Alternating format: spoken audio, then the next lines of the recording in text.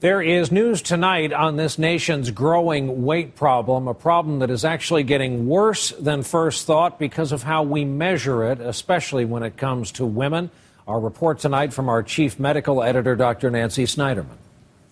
It's no surprise that Americans are getting fatter, but a new study finds the obesity epidemic could be a lot worse than anyone thought. And the new face of obesity could actually look more like this. This is Barbara Hemmerly-Gallist. She's now at a healthy weight, but a year ago, doctors determined she was obese, even though her body mass index, or BMI, indicated she was normal. When I saw the results, it was utterly shocking. BMI estimates a person's body fat based on height and weight alone. Dr. Eric Braverman, who led the study, says the widely used method is overly simplistic and significantly underestimates the prevalence of obesity. BMI doesn't tell you how much fat or adiposity you have. That is the predictor of heart disease, cancer, stroke, gallbladder, fertility problems, depression, anxiety, sleep disorder, etc. The study looked at 1,393 adults and found that 48% of women were misclassified as non-obese based on BMI. For women, BMI doesn't take into account the loss of muscle mass that comes with age.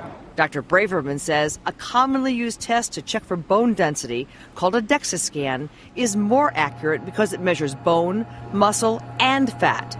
It also costs several $100s. Another approach is a simple blood test for leptin, a hormone associated with obesity. Fat is costing the country a fortune by not measuring it.